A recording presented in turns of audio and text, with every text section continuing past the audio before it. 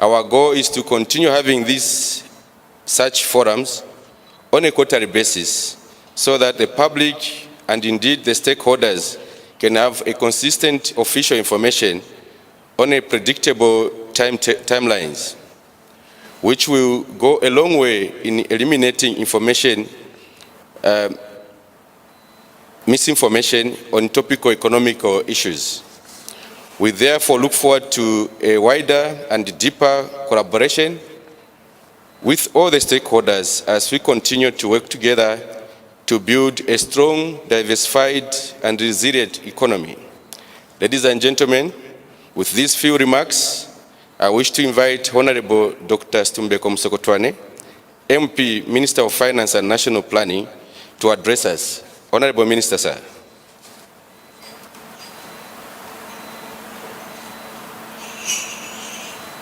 The Minister will address us from his seat, please. Thank you. Thank you very much, Acting Secretary to the Treasury, and Happy New Year to everybody in this room. Happy New Year to the listeners. Happy New Year to the country. Let me also recognize the presence of the senior government officials who are here with me today. The Minister of Finance, ZRA, Bank of Zambia.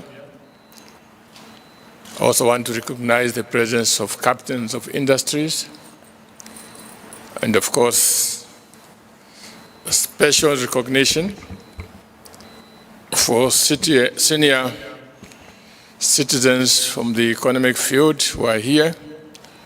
The former governor of the Bank of Zambia, as we have heard, and also former Vice Chancellor and Chancellor, Dr. Jacob Manza, who trained most of us, Mr. Dr. Lebentau, just next to Dr. Manza.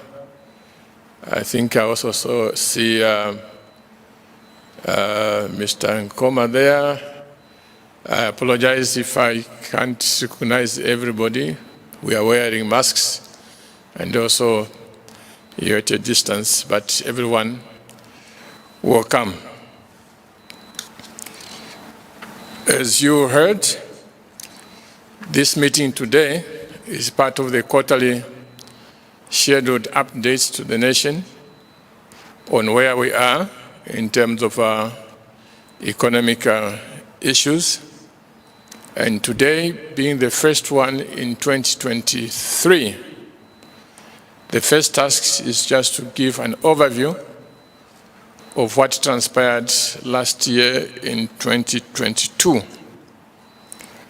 And in providing that overview, we'll look at issues of economic growth, which is very important because when we economists talk about growth, the common understanding for that at the grassroots level is, are we producing more goods and services, and therefore, are we hiring more people into jobs? Therefore, do we have more taxpayers? Therefore, do we have more business opportunities? All those are elements of economic growth. Then I'll talk about the budget performance. Then I'll deal with the issues of where we are with debt, national debt, and debt restructuring. Then I'll have a brief comment on the monetary and financial sector. And that will conclude 2022. But before the final conclusion, we'll look at the outlook for 2023, more especially in terms of macroeconomic stability and growth, and that will be the end. That will be our conclusion. So let me now start with the 2022.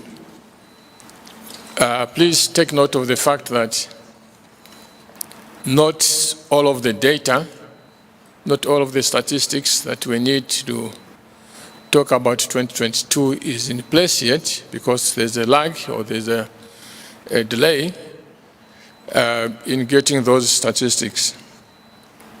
But what we have so far is, in terms of a projection, we are projecting that for 2022, the year that has just passed, the economy should have grown by at least 3.1%. Now, this, of course, is not very satisfactory. It is okay, but not very satisfactory. Our ambition in the medium term is to get to levels of 5, 6, 7% growth, because, as you recently heard, the population of Zambia is also increasing. It grows roughly at about 3.2% per year. So if the growth of the economy is 3.1, it means that the amount of wealth that is being created is not at pace with the number of people who are being born or who are coming on the scene. Therefore, it is very important that going forth, we should aim for higher growth, and towards the end of this presentation, I will talk much more about that. Within the year 2022, in the first quarter, the growth was 2.3% and 3.1%. And in the second quarter, the growth was 3.4%. And in the last quarter, the growth was 5.3%. So we see that 2022 is a year where growth started off very modestly, but it was picking pace with 5.3% in the third quarter. Obviously, the fourth quarter, we don't have it yet. The source of this growth was mainly in transport. Tourism was recovering from the effect of COVID, and the ICT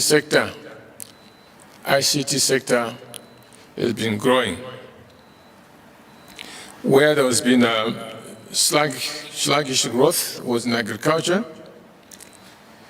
in mining, and construction. I will talk about these two sectors later as I proceed. Coming to the budget performance of 2022, I think this has been a very satisfactory year. 2022 has been a very satisfactory year because I think for the first time in many years, first time in decades, we see positive trends in budget execution. Let me remind us that most of the time in the past, the problem has been spending money outside the budget. Pressures being created, and then money being spent on things that were not deemed to be important at the time when we were doing the budget, but pressure is created midstream and money is diverted. This is how the social sectors in particular suffered a lot in the past because money was being diverted most of the time to areas that were not really important. So in 2022, on revenues grants, revenues and grants were almost on target at 99.8% of the target. We collected 100 billion, 100.5 billion kwacha against a target of 100.7 billion kwacha, which is 99.8%. So basically on target. Of this, the target revenue, tax revenue, overperformed by 2%. This was mostly due to performance in income taxes, both from the mining and the non-mining companies. For the mining companies, we all know that the prices were low and production stagnated, However, increased profitability of the mining firms following favorable copper price in 2021 bolstered company income tax in the first half of the year. Some firms also paid outstanding tax obligations. For the non-tax revenue, which is the major part of this, is the mineral royalty tax. This was 8% underperformance by 19.2 billion, mainly due to lower copper prices as well as production. Grants were higher by, these grants are the gifts that we get from donors. They were higher by 2.9%. So the next slide just puts that into pictorial form.